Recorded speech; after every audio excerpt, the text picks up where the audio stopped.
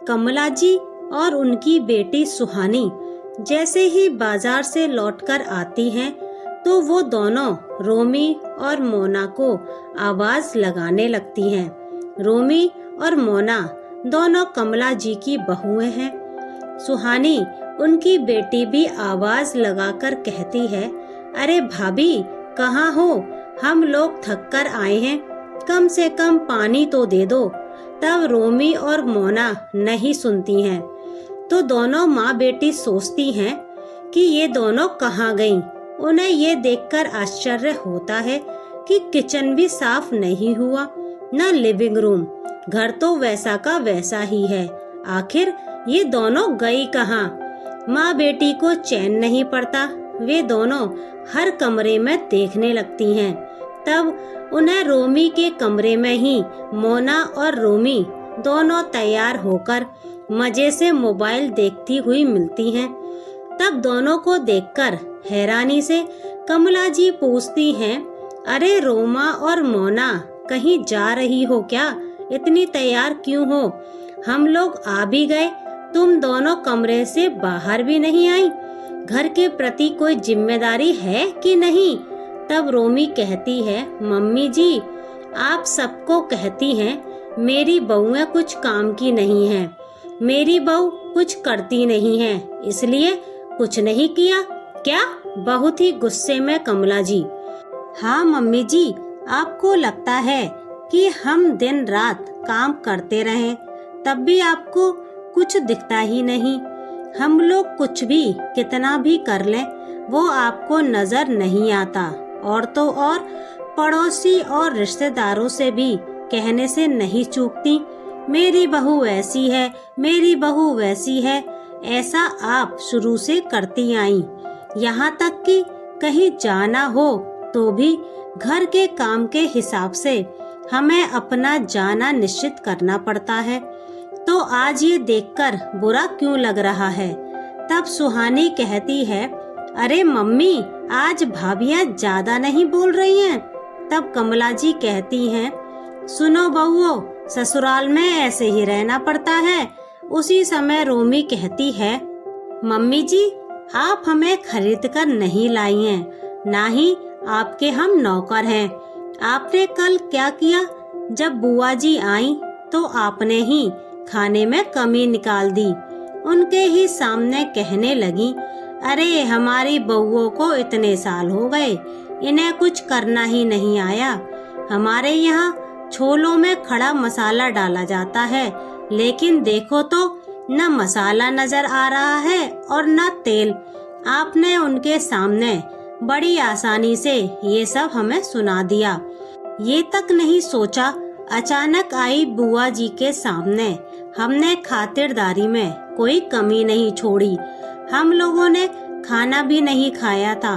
दोपहर के 2 बज चुके थे तब वो आई थी, पर उनकी सेवा में लगे रहे। वैसे तो घर में एक सब्जी से काम चल जाता है, हमने 2 सब्जी बना ली, चलो कुछ कमी ना लगे। पर फिर भी आपने हमें इतना सुना दिया। हमारी जगह सुहानी को ससुराल में इतना करने के बाद सुनाया जाए तो क्या आपको अच्छा लगेगा? आप सोचिए, ऐसा होता है एक बहू का ससुराल। आप तो उनसे ये भी कह रही थी कि खाने के काम से फुर्सत होते ही हमारी बहुएं कमरे में चली जाती हैं। तो आप बताइए, हम लोग मशीन हैं? फिर मोना कहती है, अगर सुहानी दीदी कुछ कर दें तो उनका काम बहुत अच्छा लगता है, और हम दिन भर काम करते हैं वो आपको नहीं दिखता है। बताओ ना, हम भी सुहानी दीदी की तरह किसी की बेटी हैं। आप हमें बेटी ना मानो तो भी ठीक है, कम से कम इस घर का सदस्य तो मानो। हमें हमारे काम के लिए 2 तारीफ के बोल ही बोल दो, पर वो तो हम लोगों ने आज तक सुनी ही नहीं। खैर छोड़ो, और आपको क्या कहें। आज इतना सुनते ही कमला जी को एहसास हुआ कि हमने अपनी बहुओं पर तो अति ही कर दी।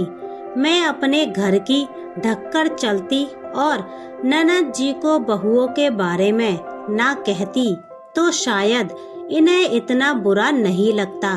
आज बहुओं ने बता दिया, उन्हें उनकी बात का बुरा लगता है।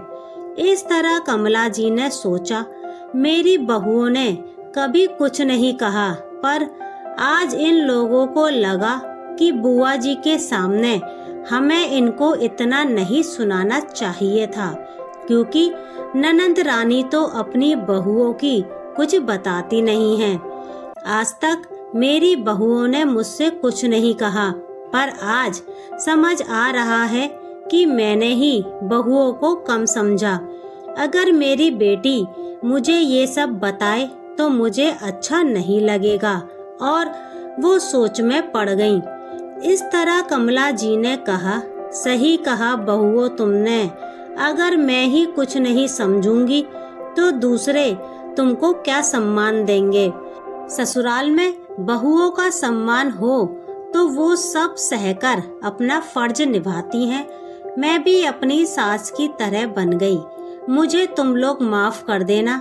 मैंने कभी तुम लोगों के नजरिए से सोचा ही नहीं। हम जब बहू बनकर ससुराल जाते हैं तो हमें जिम्मेदारी से बांध दिया जाता है। बहुओं का भी अस्तित्व होता है, उन्हें भी ससुराल में सम्मान मिलना चाहिए। जो फर्ज बहू निभाती है वो बाहर वाला नहीं निभा सकता। बड़े बुजुर्ग की आदत होती है कि कोई रिश्तेदार आया नहीं, अपने मन की भड़ास रिश्तेदारों के सामने निकाल देते हैं, जबकि बहू उस परिस्थिति में सुन लेती है और जवाब नहीं दे पाती है। तो क्या ऐसा होना चाहिए ससुराल?